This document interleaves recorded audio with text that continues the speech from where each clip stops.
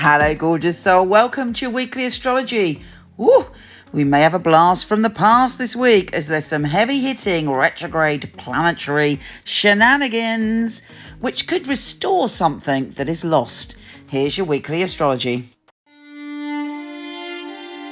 Hey, Maverick Aquarius. This week is very important for you.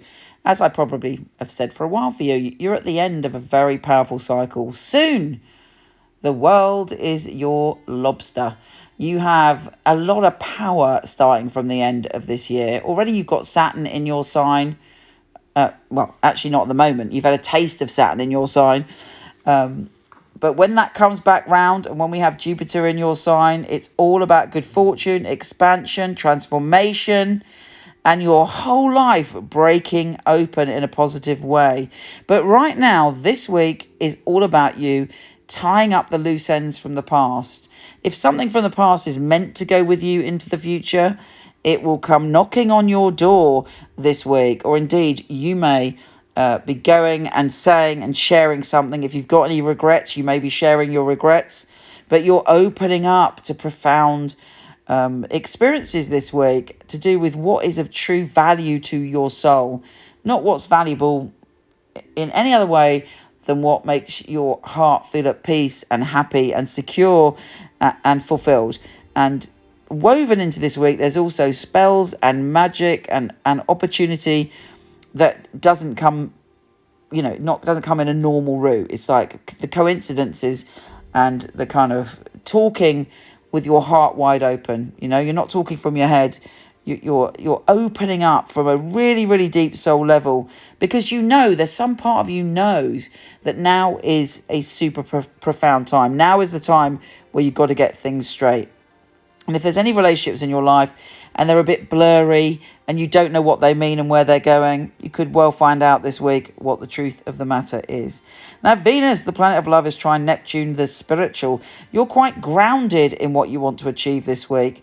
And you're putting in some hard work, not only for all of that soul stuff I'm talking about, but also, to create work, to put food on the table, to work, to have the security that you need. And there's an answer coming to you, a conversation coming to you, which will pay off because you can prove what work you've done. You could say, look, this is what I've been working on. This is what I've learned this year. This is where I think I'm going when it comes to work.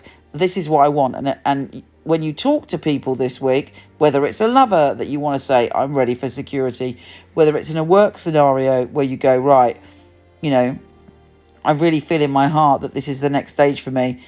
Doors are opening for you. As long as you do it with integrity, as long as you new phase. It's not the old phase. It won't be the same as before. This is an exciting new chapter for you. And there's also a lot of healing coming from the Sun trine Chiron. And you're having profound conversations about your intimate relationships and partnerships too. And you're seeing something. You're seeing something shift there. You're seeing something change. Your perception, your understanding of a key relationship will change this week. Now, the only the most challenging aspect of this week is Mercury opposing Pluto. Because a lot of words could be said this week. Or a secret could be revealed, or something said in the spur of the moment. And Pluto is all about endings. So, as I'm always saying, what is said cannot be unsaid. So be a little bit cautious about that.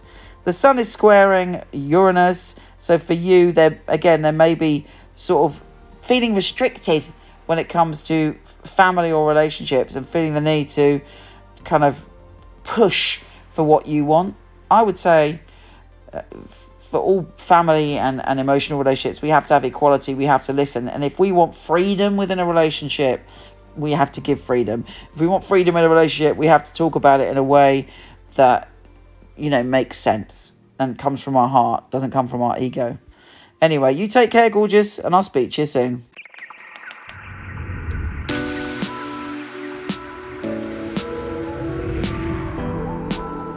Hi, gorgeous. Before you go, check out my new film on my fabulous psychics. A lot of people ask me for readings. I don't do them anymore, but for over 20 years, I've had an award-winning team of psychics that I truly handpick. So check out the film, let me know what you think. purpose of a reading, I feel, is very much to inspire people and to empower people. It's about hope. It's about guidance.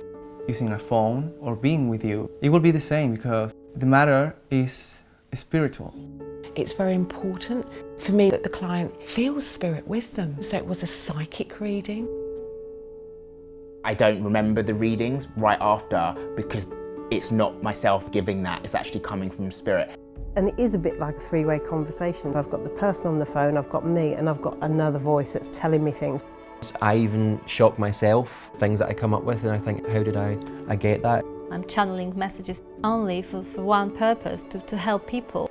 It's been able to help somebody have a map back to where they've got lost from. My priority is to connect to your truth and have the best life that you can have.